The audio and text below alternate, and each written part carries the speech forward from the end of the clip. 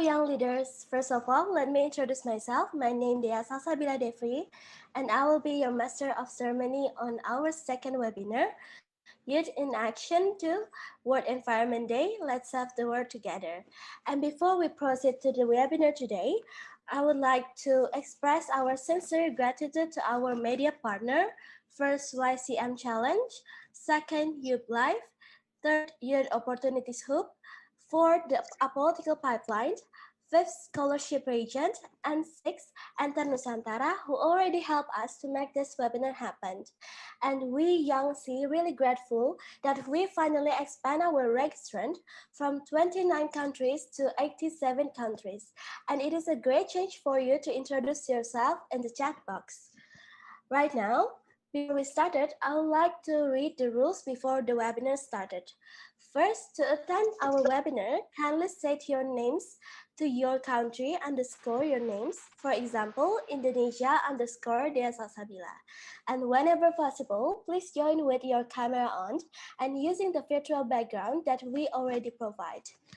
For Q&A session, please write your question in the chat box during the webinar, and the moderator will read your question during the Q&A session.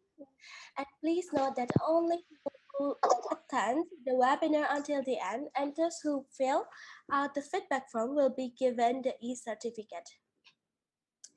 And before we started to the main session, I would like to welcome Abida Birawasiwi as Young Southeast Asia representative from Indonesia to open our webinar. Abida, the floor is yours. Thank you, Dia. Greetings all participants, ladies and gentlemen. Thank you to every one of you for being here with us today. We are very pleased to be able to welcome you on Young Southeast Asia webinar commemorating World Environmental Day 2021. Before we get started, I would like to express my sincere appreciation to all of you who generously helped us make this event come together to become a success.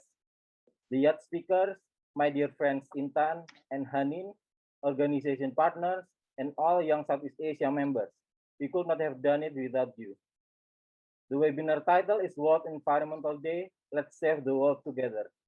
The meaning is that the meaning of this title is that we must be healthy first before protecting and saving the earth environment, especially during this time of pandemic.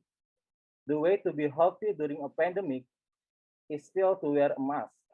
The first speaker would like to share to you about do and don't using disposable versus cloth masks and how the impacts to the environment and our planet. The second speaker will present why is climate action matter and what is the role of youth and women advocacy on climate action during COVID-19 pandemic that's still with us to this day. Ladies and gentlemen, I don't want to take too much of your time, so I will give very warm welcome to all of you. Do enjoy the event. Please ask through chat box during the presentation, and thank you very much for your sincere attention. Thank you. Thank you, Abida. And because our webinar has officially started today, I would like to introduce Iffah Atqa as our moderator today. Iffah Atqa works as Junior Statistician Analyst for Statistics Indonesia by UASIN Office, graduating from Polytechnic Statistics Jakarta, and right now she is Master Candidate of Regional Economics in Sriwijaya University, whose thesis topic is about the child multidimensional poverty. Iffah, the floor is yours.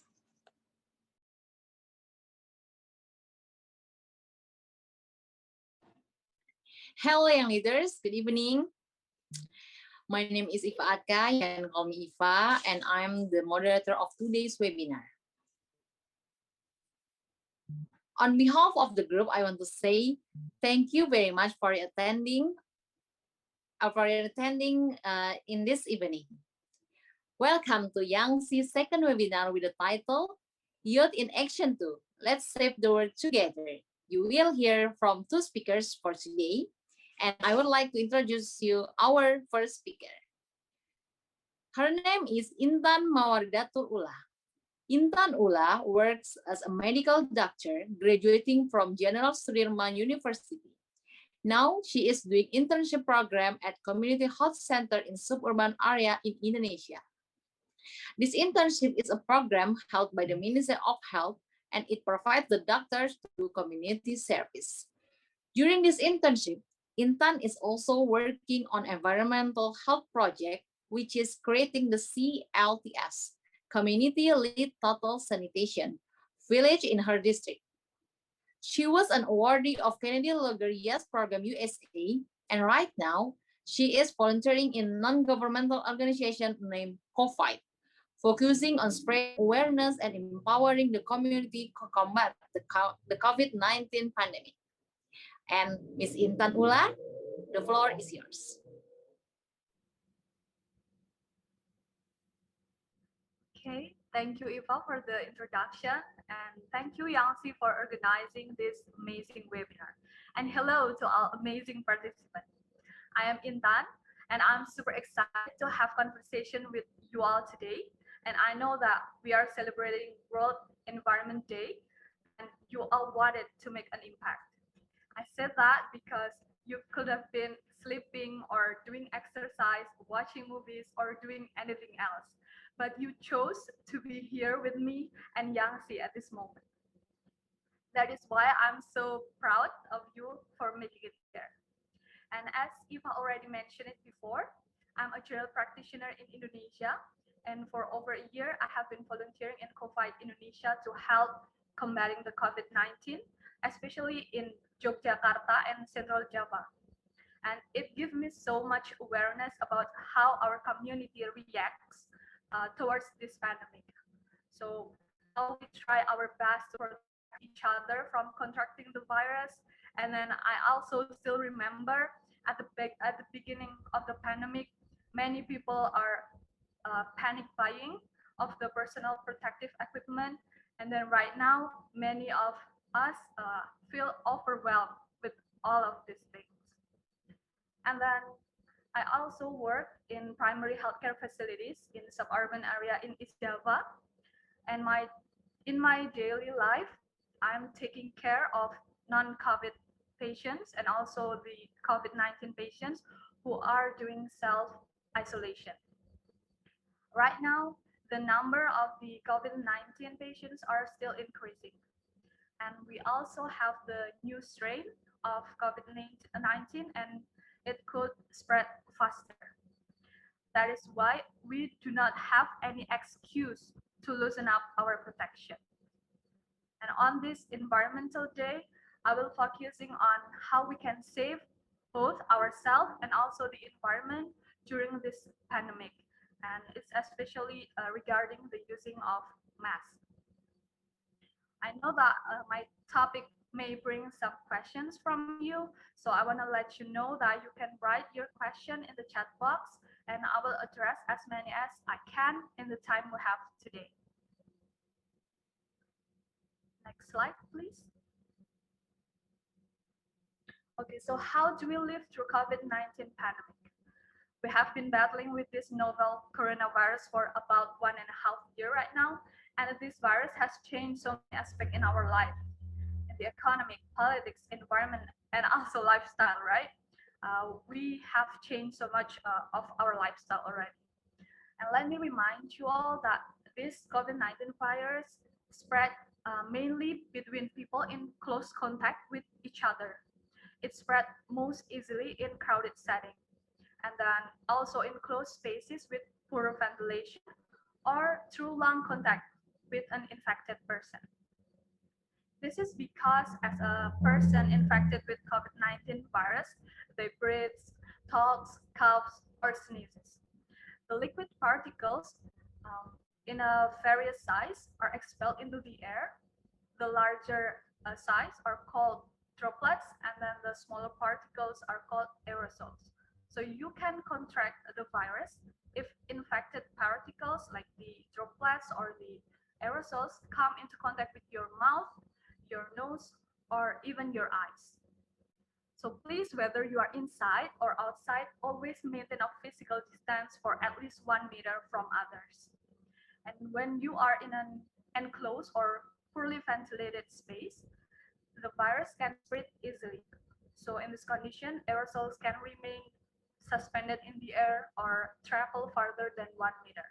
So when you are inside, please make sure to at least maintain 1 meter from others, and then wear a proper mask. And also, if there is a window, please open that window to improve ventilation and limit your time in this setting. And this we can see that WHO or World Health Organization already giving us recommendation about 6 precautions to limit the transmission of COVID-19 virus. So we have to do this all. We cannot do just the physical distancing or only washing hands without wearing a mask, because all of these things will help us to protect us from contracting the virus. So you have to do the physical distancing, and then please clean your hands frequently. You can use the water and soap, or you can use the alcohol-based hand rub. And also, when you are coughing or sneezing, please do it into your inner elbow or into a tissue. And then please wear a mask and open a window to improve your ventilation, and also get vaccinated when it is your turn. Next slide, please. Okay, so which type of mask is your favorite? So we can see right here at the left side, that is the medical mask or surgical or disposable mask. And then at the right side, there is the fabric one. So either one is your favorite. It is important to wear a mask, and you need to find a mask that fits your face at the best. Right, both is fine. We need to underline that whether you're using the medical one or the fabric one, you have to make sure that it fits your face and do not allow any gaps, because if there is a gap around your nose or at the sides or around your chins, it will allow the virus to escape. So no matter how good your mask is at filtering the virus, if it doesn't fit, it doesn't work. So whenever you're wearing mask, please adjust the straps around your ears or head, and then look for a mask with a flexible nose piece. And also please check no gaps at the side, no gaps at the nose, and also no gaps around the chin. And then try to breathe normally, because you have to feel comfortable when wearing a mask. If you don't feel uncomfortable, if you feel uncomfortable, please look for another one. All right, next slide, please. Okay, so here's the disposable mask. It refers to loose-fitting surgical masks and well-fitted respirators, such as the N95 with filtration efficiencies characterized as FFP1, FFP2, and FFP3 in the Europe. So they have filtration efficiency for 80%, 94%, and 99%. And then in the US, they have the respirators N95, N99, and 100. So the number right here indicates the filtration efficiencies. And then most of disposable masks, or not most of, like all of the disposable masks, it is made of polypropylene and high-density polyethylene. So these things is used in the production of non-woven fabrics using melt brown process. So about 70% of the disposable mask is made from plastic. So it will come into our concern today. Next slide, please.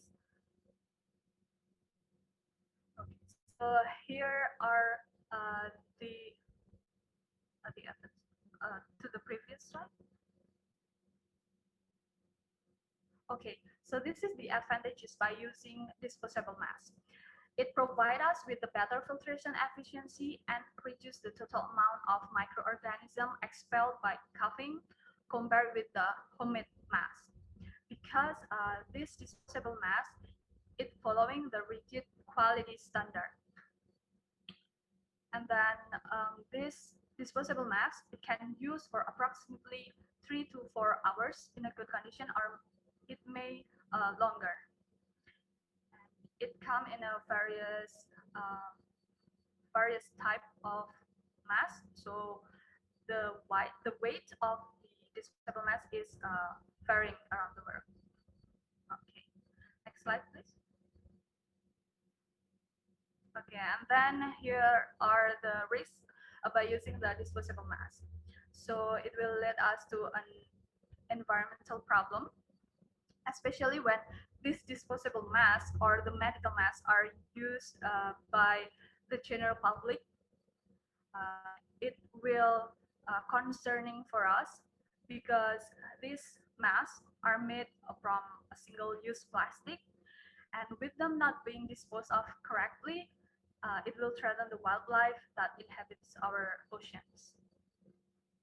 And then the surgical masks are needed by the doctors and then the workers, healthcare professionals who are working the front line to save lives of those who have contracted COVID-19.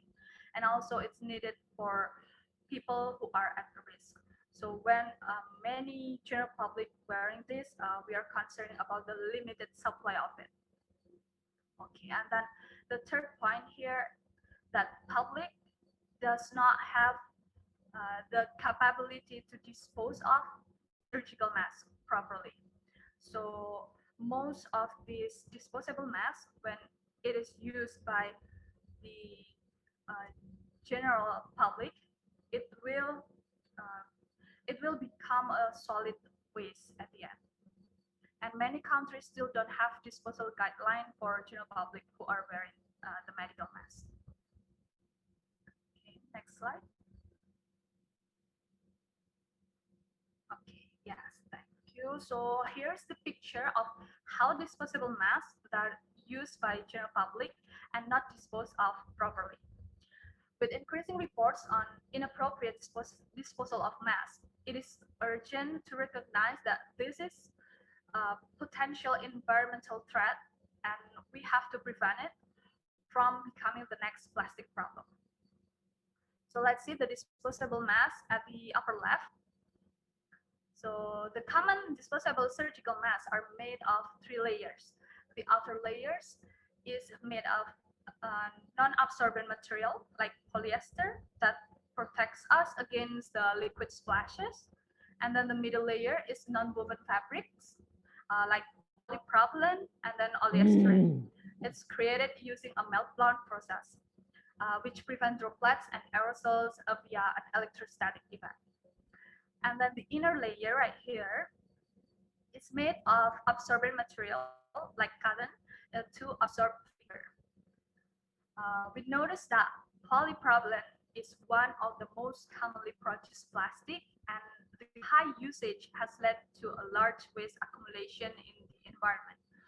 So once in the environment, the mask is subjected to solar radiation and also heat, but the degradation of polypropylene is retarded due to its high hydrophobicity. And also it will become fragmented into nano and microplastic, but it will not go away, like it is still there. And it is not good.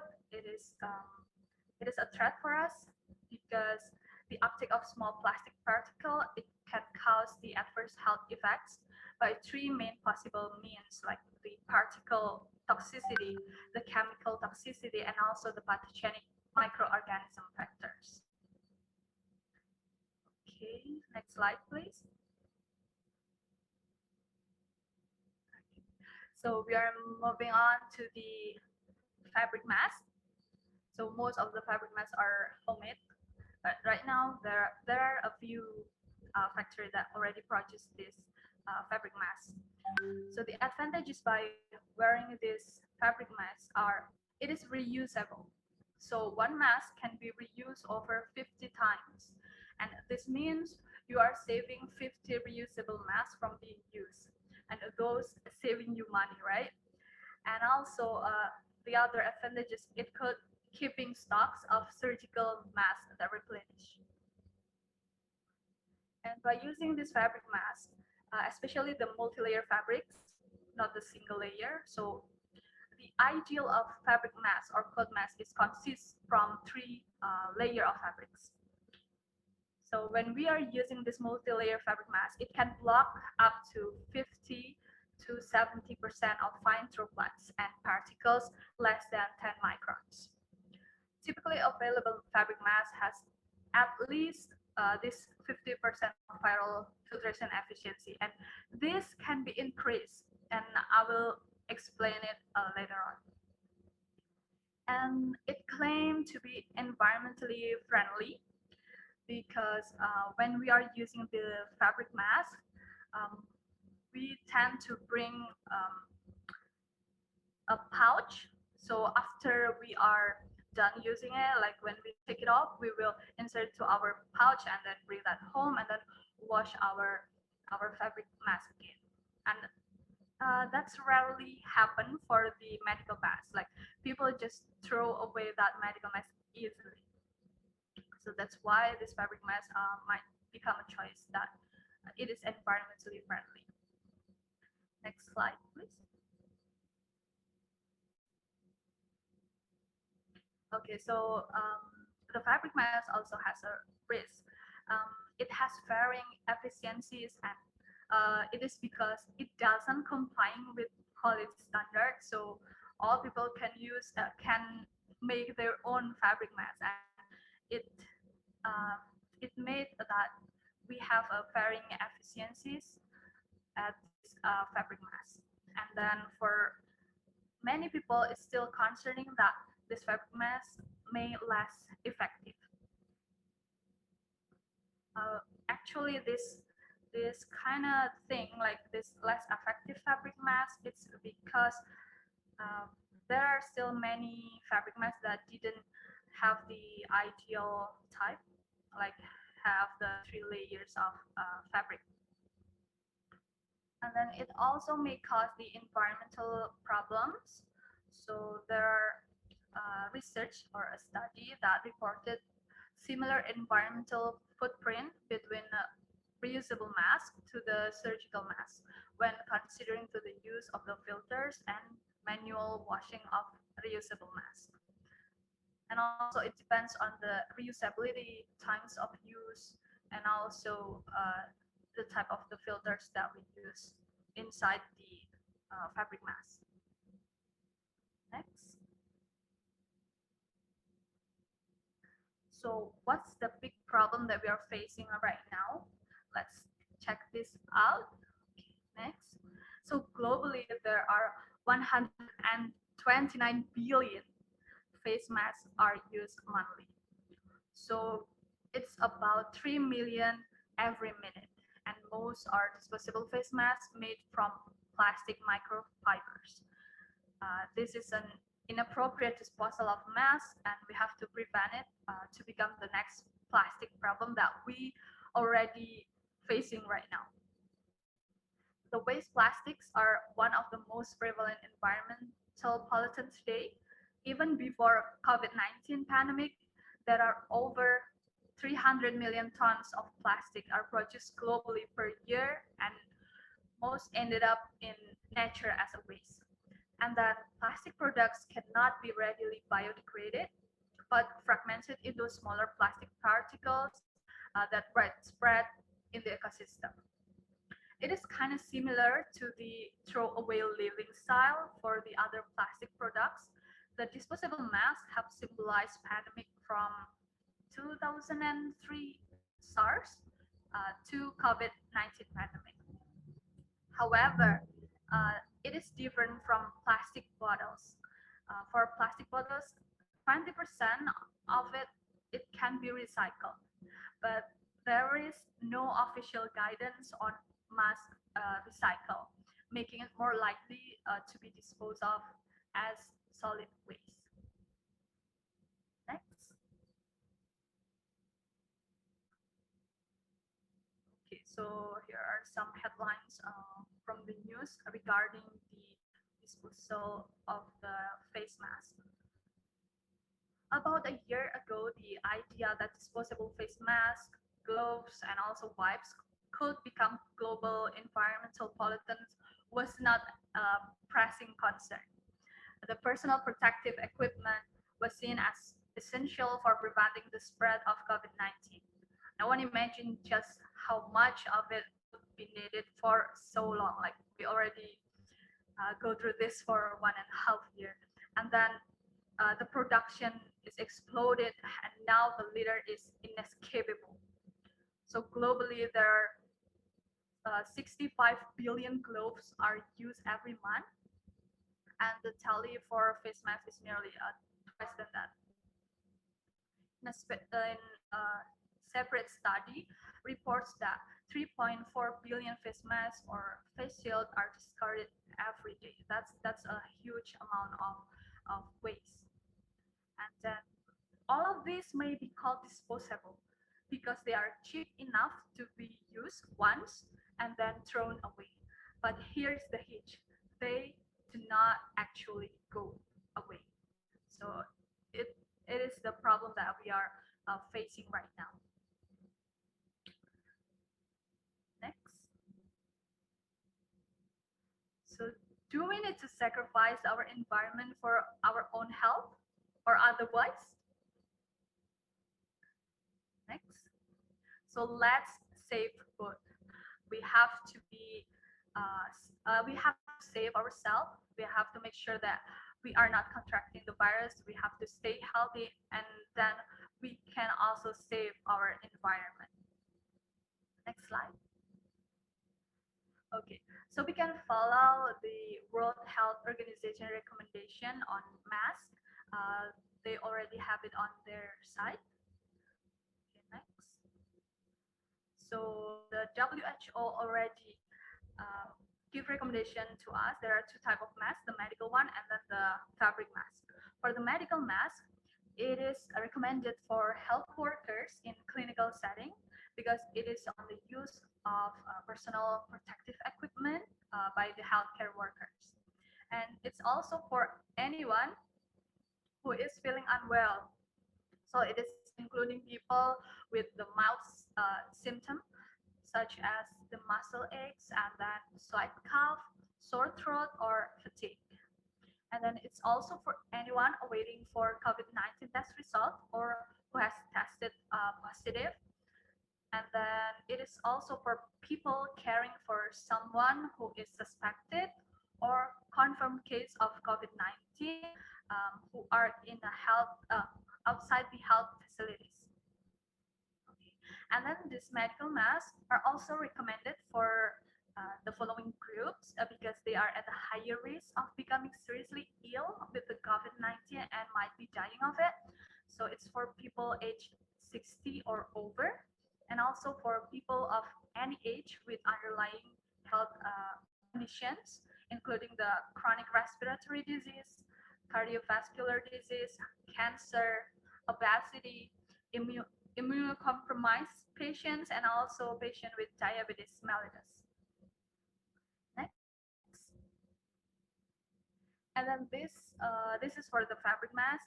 It is recommended for the general public under the age of 60 and who do not have underlying health conditions. Next. So let's compare both masks, the fabric mask and the medical mask. So we can see right here that the ideal cloth mask has a great performance right here if we compare with the respirator. The ideal cloth mask, as I stated before, it has 3 layers, and then it has a good physical barrier, water resistance, and also it has a good performance in filtration, and it will fit around the face because most of these cloth masks, it is customized, and then also it has advantages such low cost for us. So it is great. It is still protect you if you are wearing the ideal cloth mask. Okay, next slide. So this is how to maximize our fabric mask. This is for the general public. Okay, so we have this rule of 3.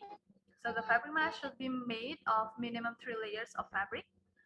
The inner layer of absorbent material like cotton, and then the middle layer of non-woven, non-absorbent material like polypropylene, and then the outer layer of the non-absorbent material like polyester or polyester blend. Next. Okay, so these are some factors for optimal protection. So we want our fabric mask to have a good fit.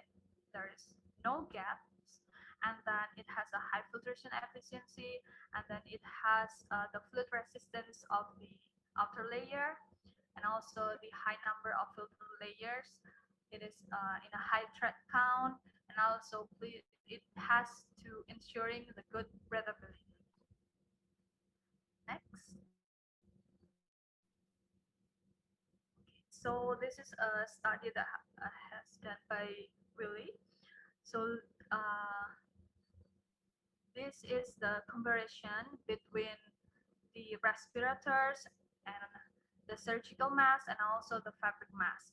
So we can see that the typically available fabric masks have at least 50% of filtration efficiency, and this can be increased through the usage of everyday items. So right here, set the circle, we can see that the using of the fabric 5, this fabric 5 is consists of 2 layers of cotton, and then they try to insert a dried baby wipes, and it is increased the average viral filtration from 94% up to 98%. And then for the next one is the fabric 5, 2 layer of cotton, and then they insert the vacuum cleaner bags, and it will boost the average viral filtration from 54% to 99.5%. That is a really high viral filtration for a mask. So this can be a choice if you want to maximize the filtration of your fabric mask. Okay, next slide. So take home message from me, please do all of the 6 precautions to protect yourself and others from contracting the COVID-19 virus. And then also please wear the mask that is recommended for you based on where you go, like it is inside setting or the outside setting. So please all stay safe and sound and stay healthy. Slide. Thank you so much for your attention, and please remember that every small action counts. Let's protect the environment together. Thank you, and I'll give it back to Iffah. Okay, thank you very much, Intan. What an amazing presentation. And now let's see. We will have the question and answer session. So please chat in the text in the chat box about question. If you have question to our speaker, Intan. Okay, for the first question is from Tristan, Indonesia. Tristan wants to know that is UV lights able to kill bacteria and virus in reusable masks such as KN95? And he also wants to know, is there any reusable masks that are as effective as a surgical mask? Yeah, please, Intan. Okay, thank you, Tristan, for the good questions. So as far as I know, for the KN95, most of them are also disposable masks, so it's for single use only. So by using the UV lights to kill the bacteria itself, it will not be recommended to do that, because this kind of mask, the KN95, it is purposely for one use or single use only. And then, okay, since such masks are much safer than the fabric one, okay. And then for the fabric one, if you choose to wear those masks, please make sure that it is the ideal one. So it consists from 3 layers of fabrics, and we have to consider where we are allowed to wear these fabric masks and the medical masks. So in Indonesia, um, there are recommendations. So when we are in a place where the virus concentration is not high, which is it is in outside, and you can maintain the physical distance, it is okay. It is safe to wear the cloth mask or the fabric mask or the surgical mask. But if you are in a place where you cannot maintain your distance with others, and then it is an enclosed room with poorly ventilated, it is much safer for you to wear the medical mask, and then please double it with the cloth mask, because in those kind of setting you need more protection. So yeah, I think that's regarding which mask you should wear depends on the situation or your place. Okay, Intan. For the next question, the second one, there is a question from Zelandina from Timor Leste. She is confused about how to wear masks. Some medical masks to wear have someone said that to wear masks only in 2 hours, but you know the mask is expensive. So what are you think? What do you think, Intan, about the maximum duration to wear masks? Okay, yeah, so thank you, Zelandina. So for the medical mask, if it's in a good condition, which means it's not wet or tear, you can use the medical mask for up to 3 to 4 hours actually. So it's not only for 2 hours. But if it's wet or there is a tear in it, you have to change it. And also, yeah, because it is expensive, maybe if you are in a place where you can maintain your physical distance with others, you can consider wearing the cloth mask. Maybe that will be one of the choice, so we can save more money from that.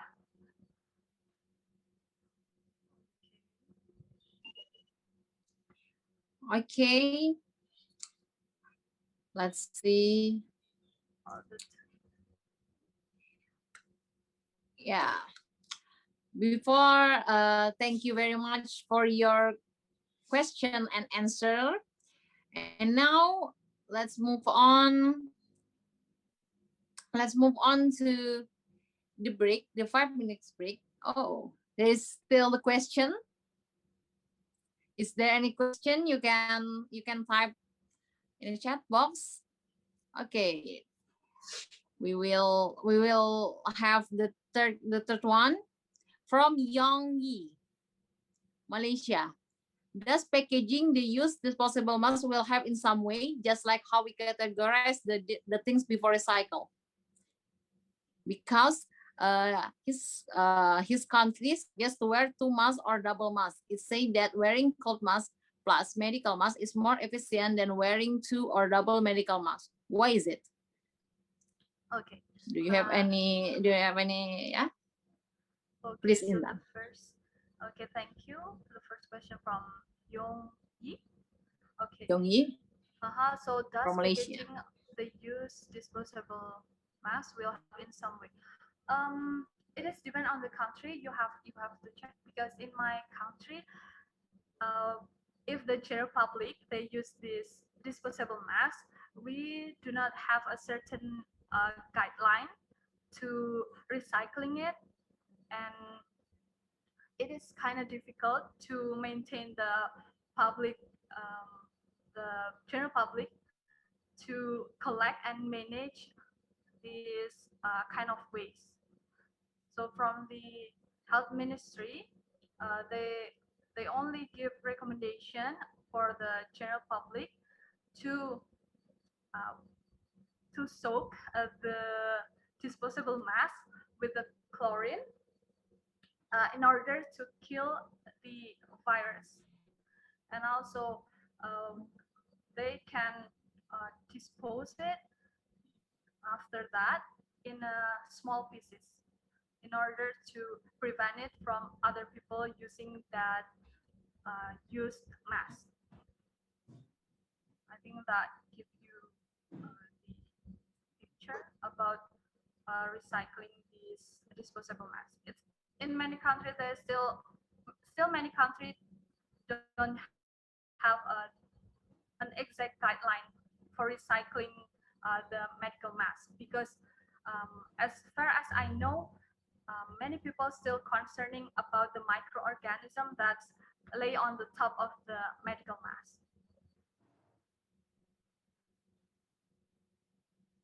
Yeah. Okay, So Intan. it's not recommended to recycle these medical masks. Oh yeah. Then, Okay, there is a question, the first question from Akmal, Malaysia, about wearing two masks or double masks. It says that wearing cloth mask plus medical mask is more efficient than wearing two or double medical masks. Why is it? okay, so when it refers to the CDC recommendation, so we are also they recommend us to wear the cloth mask and also and medical mask. It is because when we are using the medical mask and then on the top of it we use the cloth mask, it will give a proper fit to our face. And then if we use this double medical mask, it will still leave us with the gaps at the sides. That's why CDC recommend us to wearing the medical mask and then layering with the cloth mask, because most of the cloth mask it will feel tighten and then it will fit your face, make sure that there is no gaps at the nose, at the sides, and also around the chin.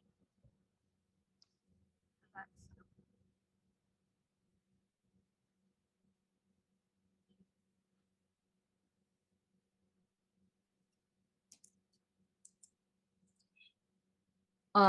Okay, Intan, there is the follow-up question from Tristan, Indonesia, say that if UV is not effective in killing virus and bacteria, then why in the hospital people also clean their equipment with UV light? Are you saying UV light is not effective in cleaning bacteria?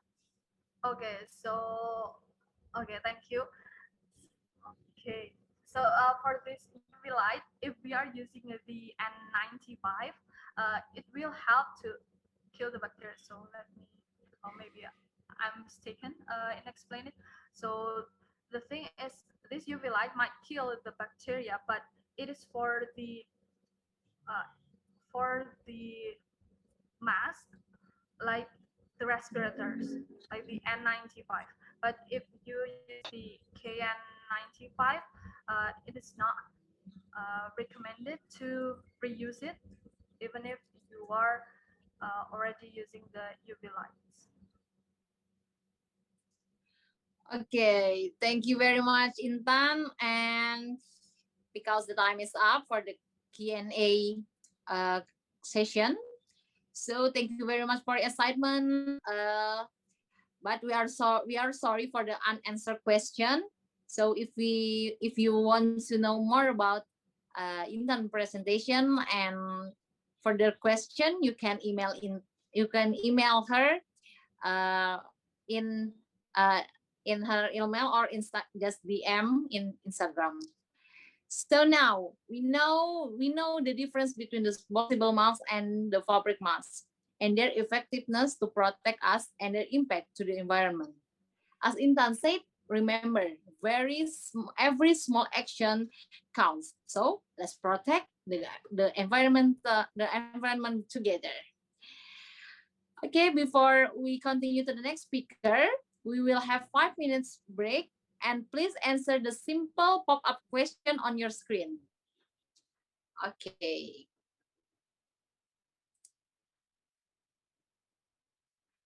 Okay, the time is up, and for the first question in the polling is, what continent are you from? Yeah, most of the participant is from Asia, 90%, and there is 8% from Africa and 2% from North and South America. For the age is between 18 to 21 years old, and they are student. Most of them are student, 67%, and there are researcher, worker, and the other. So for the Sustainable Development Goals, almost 85% of participants know about SDGs or Sustainable Development Goals, and about SDG 13 focusing on climate action, there are 83%, and most of participants know about this webinar from social media, Instagram, Facebook, or Twitter, and very excited to join this event because 67%, yes, absolutely excited. Okay, guys.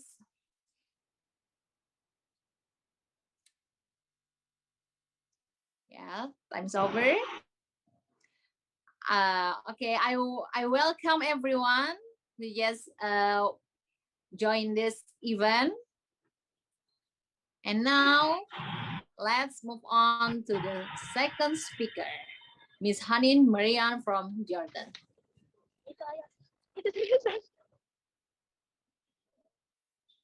Thank you. Haneen Mraiyan pursued a master's degree in Italy on democratic governance, democracy, and human rights in the Middle East and North Africa, MENA region, during which she worked on her thesis in Morocco while interning with UNHCR Rabat. She is very dedicated to women's rights and equality for all. Her experience since the past 4 years working on a project called Empowering Women for Leadership Roles in the MENA, where she focused on inclusiveness and gender equality in the region. Besides works, Haneen also advocates for SDG 13 climate action and its relevance for gender equality in Jordan. She is experienced in advocating the role of women in tackling climate change as they are the first affected in any crisis. Ms. Haneen Mraiyan, the floor is yours. Thank you, Iffah, for this introduction.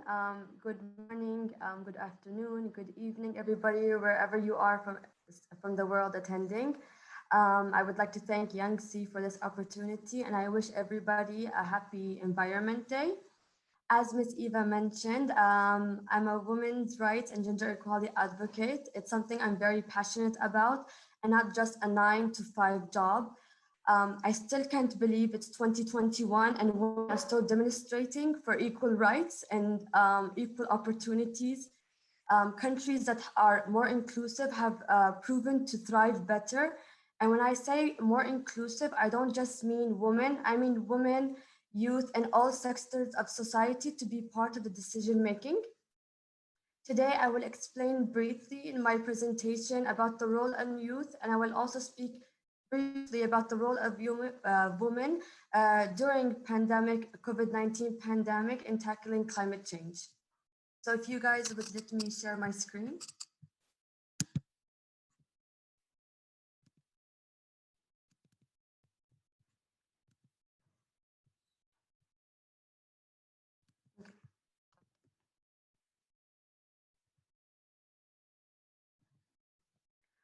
So today I'll be speaking about, first I would like to speak about the SDGs and what are the SDGs, and then introduce SDG 13.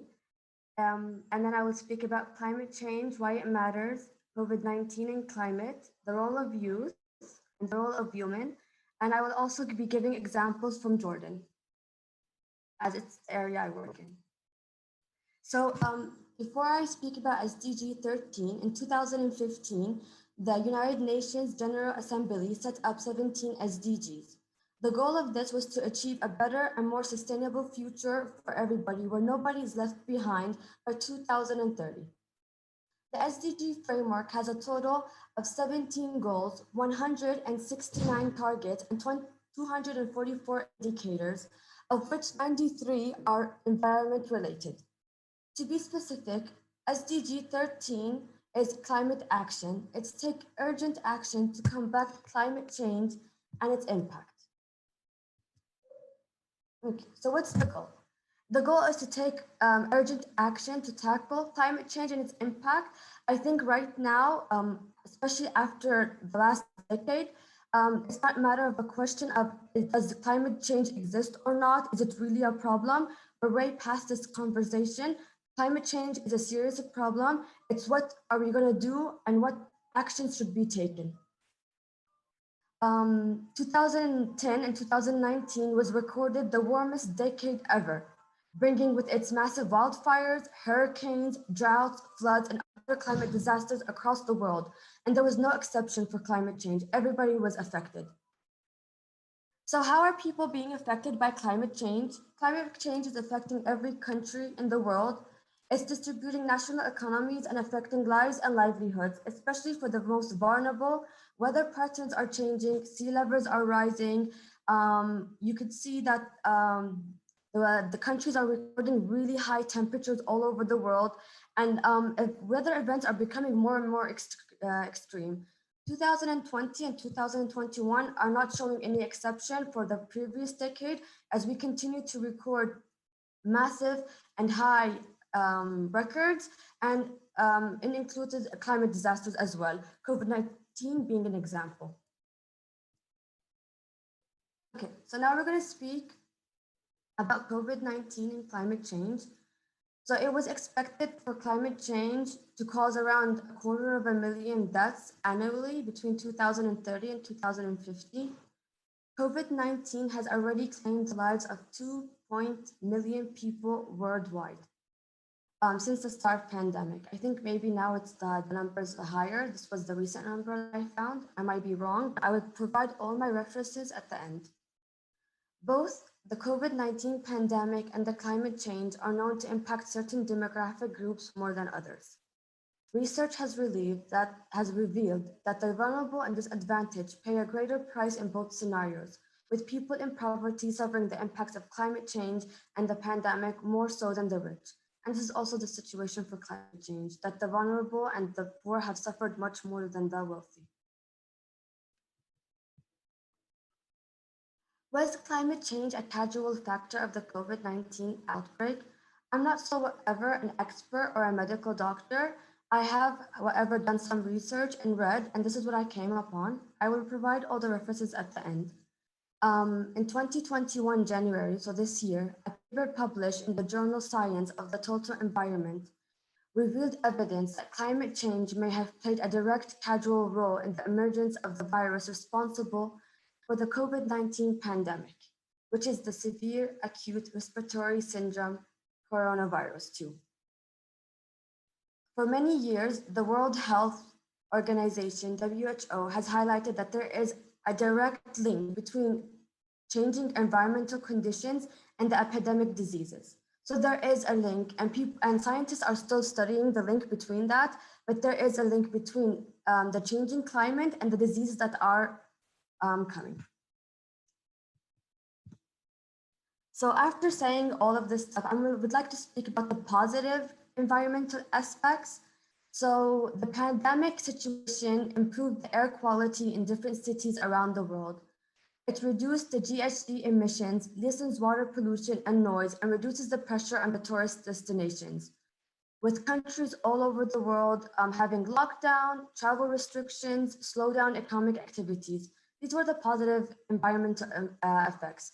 And since most of the countries in the world did do a lockdown and travel restriction, you could see a reduce in the fossil fuel consumption, which led to the reduce in GHG emission from people not being able to travel and reducing the number of plane activities. There was a reduce and restore consumption and water disposal, which led to a reduce in pollution. There was a reduce in transport and industrial activities. Like I said, economical activities had slowed down, which led to a reduce in pollution and improved air quality. Reduce pressure in tourist destinations, reduce pollution and ecological restoration. I think all of you guys, when we were watching the news, we saw at a certain point, I think in the late 2020s, after like we have been in lockdown for a couple of months, where you saw like wildlife emerge into cities. Some countries were seeing different kind of species that were supposed to be endangered or that have never been seen in at least a decade.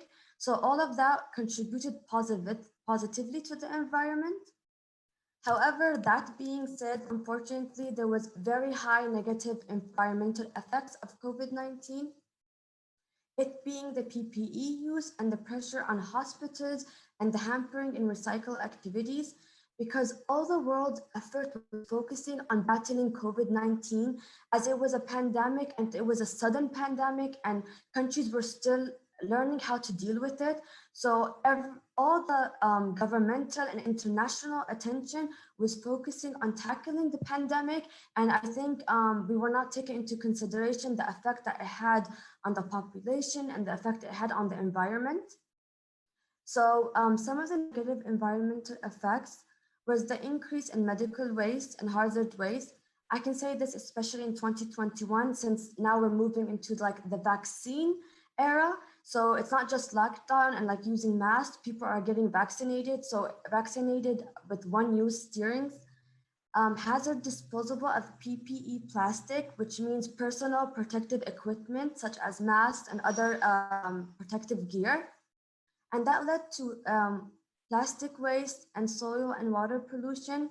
As my friend Intan said, that masks are one-time usable and most likely are not recyclable. So they're just going to solid waste, which means that they're going to the environment, either ending up in our oceans or ending up in our soil. Increase municipal water, air, water, and soil pollution.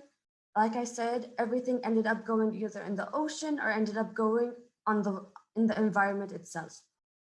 Lessen recycling activities and increase in environmental pollution.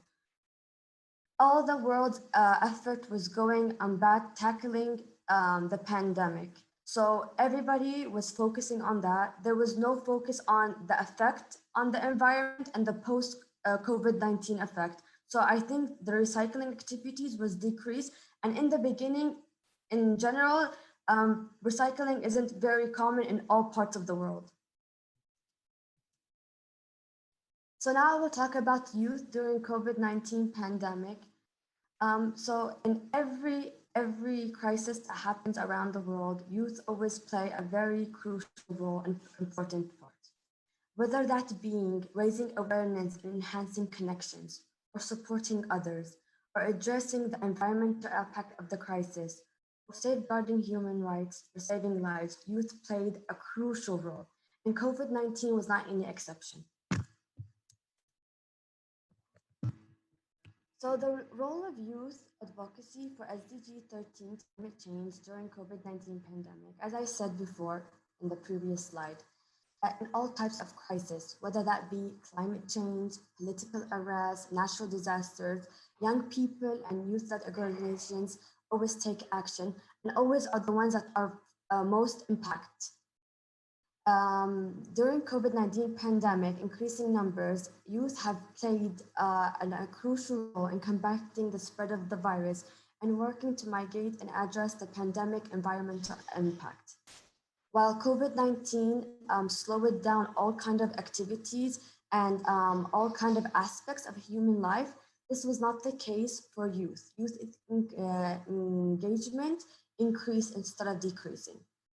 And youth found very authentic ways And this is what's something that's very special about youth engagement, and they always find innovative and authentic ways to engage with communities and the environment.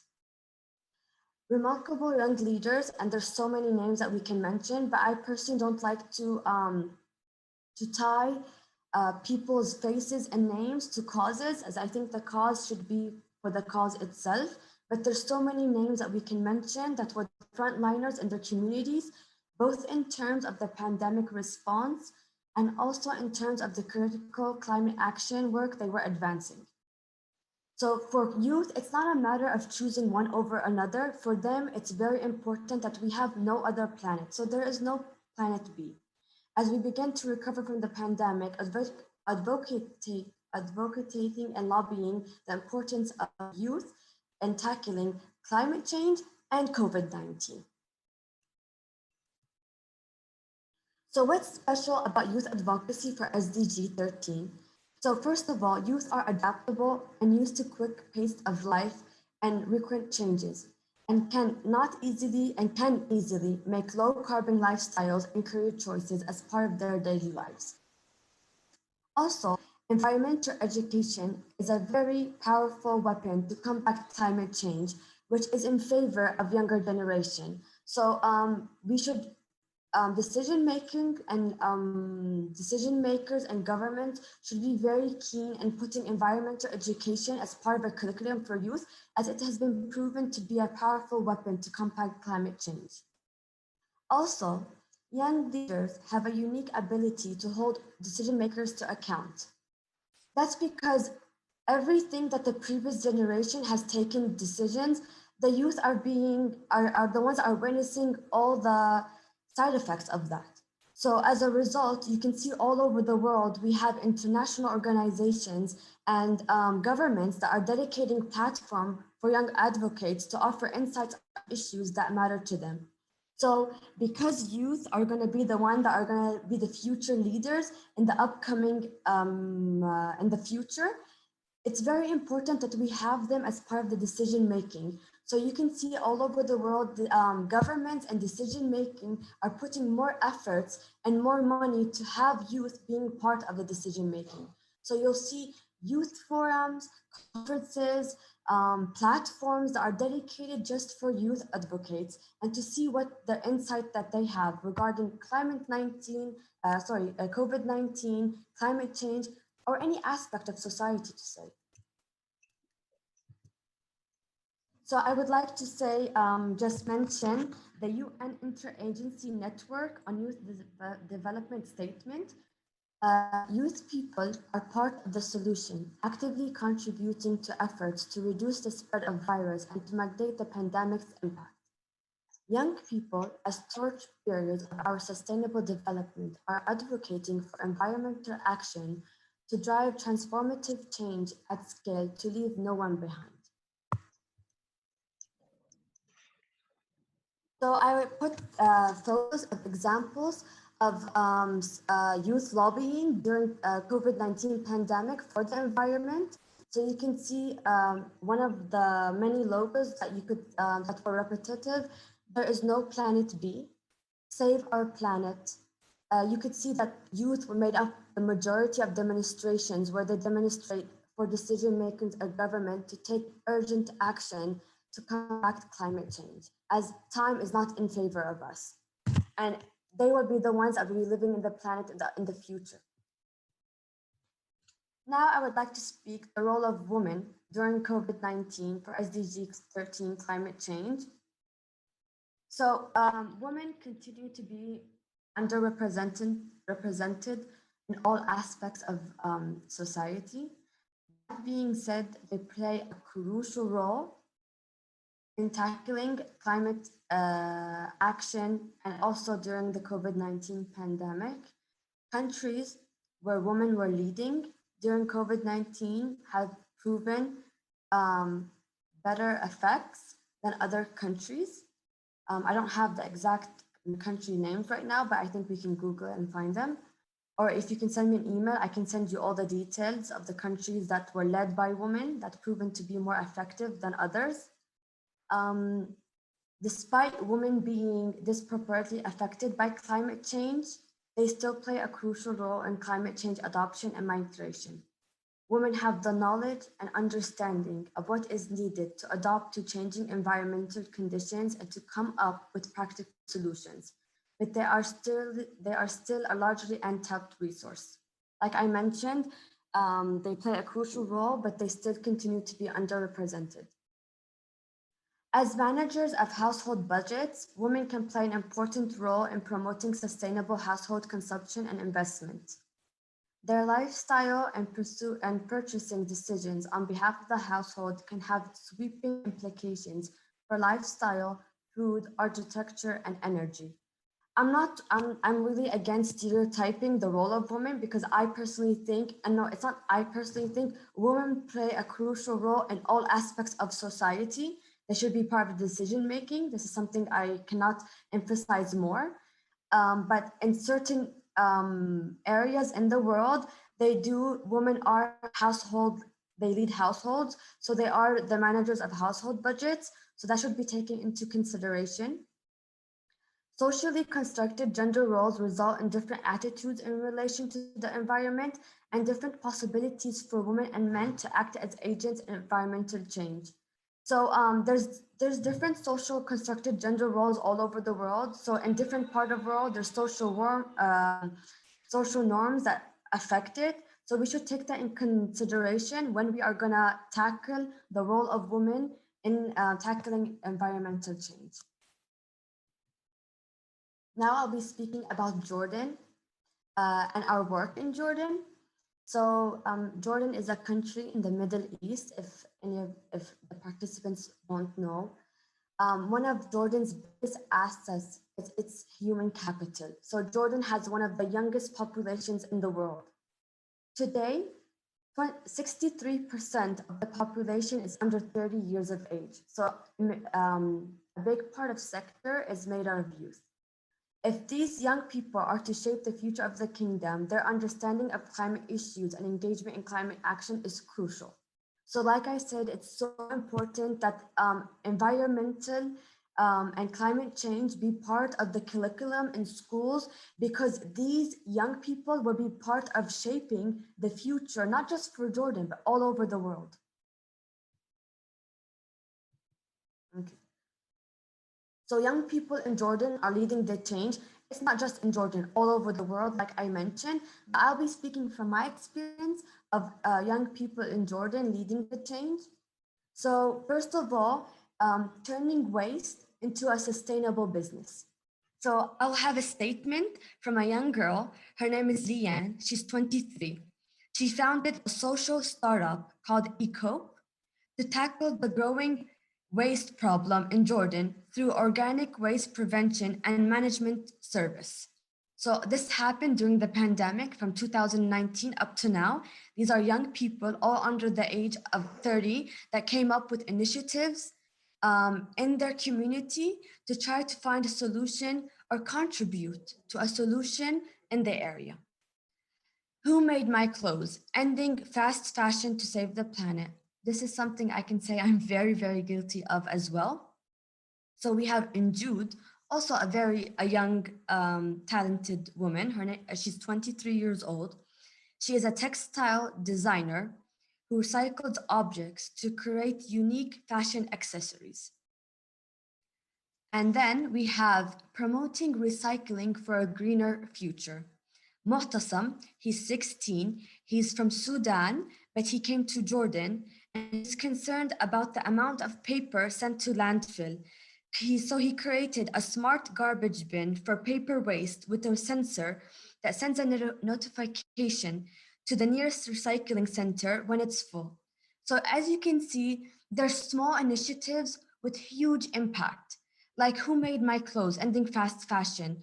Fast fashion is contributing to pollution in the world. I can't remember what exactly, if it's the second place or the third place, that's contribution to pollution in the environment.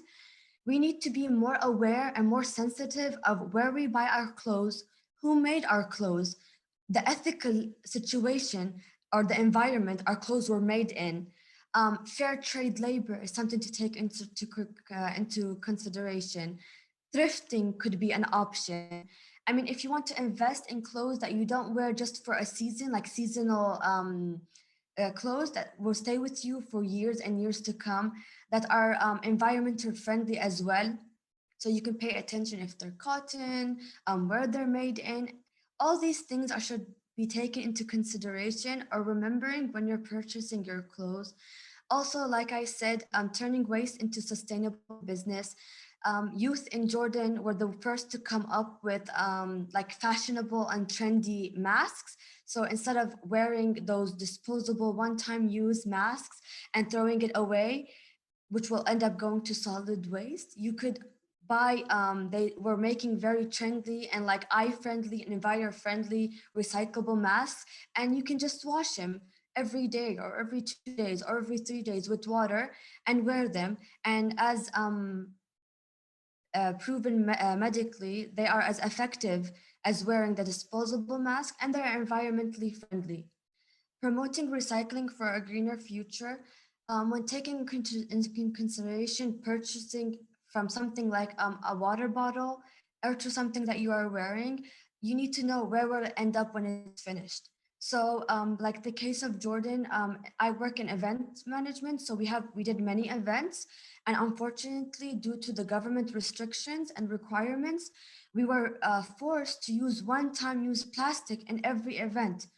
You can imagine the amount of plastic that was thrown away. So coffee breaks, coffee cups, plastic plates, and the effort that was put on the employees themselves. So in every event, instead of using glass plates, which it was restricted, it was not allowed anymore, or using glass cups where you can just go and put them in the dishwasher and washing them. No, we had to have one-time use plastic cup for every person, one-time use plastic plate for every person during every meal, during every coffee break, a plastic mask, and plastic safety equipment. Every time the event was over, everything had to be thrown away, and once again you start. And it was not all being recycled. Everything was going to solid waste, which will end up in the ocean, end up in the environment, and end up in our wildlife. Also, when we had to use one-time use, instead of going and putting the amount of food needed in your plate, so you know how much your body needs to eat, you were forced with the amount that they were giving you, and after that, you cannot recycle the food. Everything had to be thrown away. So you can imagine the impact on the environment. And all of this is being said in 2020. In 2021, we are going to the vaccination stage. So vaccinated, so when you're being vaccinated, the strings that are being used is also one time. So imagine if every single person in the planet is being vaccinated, the amount of strings that are going to be thrown in the environment. It's solid waste. You can't recycle them. Or up to now, I'm not sure if there's any initiatives to recycle them. This slide, I put this slide on purpose. It's just a message I want to give to all the youth and especially the young girls. So I'm not with the theory of being humble. No, don't be humble. So many achievements of women have been lost in history because all of this humbleness that they tell us to be. If there is something you are good at, please be vocal about it. If there is something you did, you go advocate for yourself. It's amazing to have people to support you and to clap for you, but if there's nobody doing it, clap for yourself and support yourself. Also, please do not underestimate individual efforts and collective efforts. Some of the biggest movements in the world and the biggest changes that we've had, for example, voting, was because individual efforts that led to collective efforts, that led to the society taking action, and that pressured decision makers to take the decision. So please do not underestimate any kind of act that you think will make a positive difference to society. And if you have an idea, work on it. Do what you can to be vocal about it, and you never know where it would lead. It might start in your society, and then on your community, it could lead to your society, you lead to your country, then to your region, and then it could become a worldwide movement. And these kind of actions are really needed in this time. We don't have another planet. We only have this planet. We will be in this planet in 10, 20, 30 years, 40. I hope everybody lives a very long and peaceful life. So please do not underestimate anything you do. Take action, take call, pressure decision makers, pressure the people that are in government to take better decisions, more environmental friendly decisions, because it's because of what the decisions that they're taking, we are living the consequences right now. I thank everybody for the time and everything that they listened. They listened to me during this presentation. I will provide my Gmail, my phone number, and my Instagram. I would be more than happy to answer any question, to listen to your ideas, or anything you have to say. So happy Environmental Day, everybody, and thank you for your time. Okay, thank you very much, Haneen. What an amazing presentation from you. And now let's move on to the question and answer session. And the first one is from Kai Meeting. I'm sorry if I'm wrong. Pronounce your name. Why there was not use compostable items which are available. Sustainable event planning is key for knowledge change and being role model organizers. Where's the question? You can see the chat box. Yes, okay. Thank you, Kai, for this question. It's because, unfortunately, one-time use plastic is much cheaper and much easier to purchase. And so when we have organizations or hotels that are implementing events and that were already affected during COVID-19 because lockdown, they would prefer to go to the cheaper alternative than to go to the more environmental friendly alternative, unfortunately.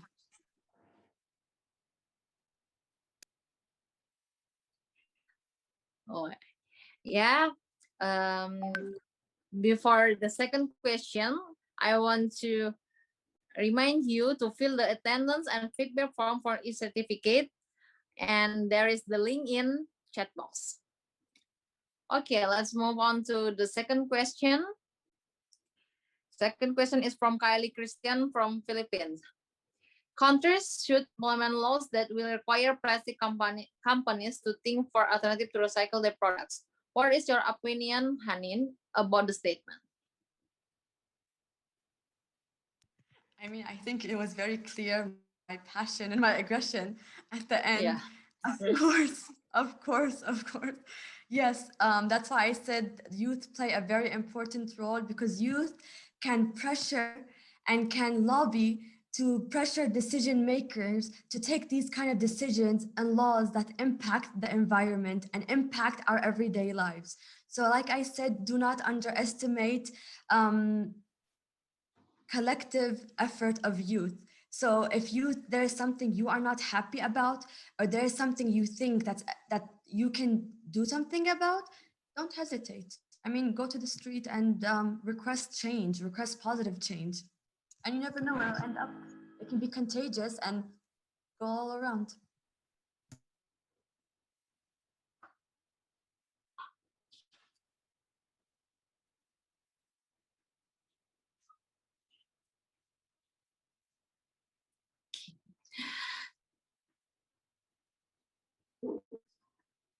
Oh, guys, don't forget to fill out the attendance and feedback form. There is the link in the chat box. And there's a greeting from Mardim Pusi Homping in Indonesia. You look so beautiful, Haneen, as your heart too. Oh, thank you. Such a great photos. Thank you all. Thank you. And there is a greeting from Medan, Indonesia. There's an appreciation from you. And thanks for the presentation and description. Yeah. What amazing, right? what amazing presentation from Haneen. Yeah. Hey everyone, don't forget to fill out the attendance and feedback form for a certificate, and there is the link. Check your chat box. Okay. Yeah, that is from Bravo Haneen from Ibrahim. Thank you, guys. Thank you, everybody from Indonesia, Philippines, Yeah. wherever. I would love to meet you guys in person someday, and hopefully COVID-19 will be over and this nightmare will be over, and we can go back to our daily lives and we can maybe meet, not just virtually. We can, and also we can travel the world, and yeah, I miss it so much. Okay, thank you very much for your presentation, Haneen and Intan. For Haneen presentation, we can conclude that climate change is very important issue in our current time right now. Women play crucial role in climate change adaptation and mitigation because they have the knowledge and understanding of what is needed to adapt to changing environmental conditions and to come up with a practical solution. Okay, thank you very much for your attention. I will give it back to Dea. Thank you, Iffah. And finally, we come to the end of this event. And before we say goodbye, please open your camera because we will have documentation. Okay, for the last, don't forget to fill our feedback form to get an e-certificate by using this link and follow our Instagram account at Young Southeast Asia. And we always stand by the code, if you can do great things, do small things in the great way, by Napoleon Hills. And we hope that through the slogan, we will always be reminded of the simple way we can do to achieve our goals, a place where no one left behind. And well, thank you very much for coming and your attention. And please stay tuned on our social media because we will having new upcoming event that you won't regret. And let's enjoy this day with your family, friends, and go outside to enjoy the environment. Happy Environment Day. Goodbye. See you. Bye. Thank you so much. Bye-bye all. Thank you. Thank you so much, all. Go out and enjoy the environment. Don't stay at home behind the screens. Bye-bye. Thank you. Bye.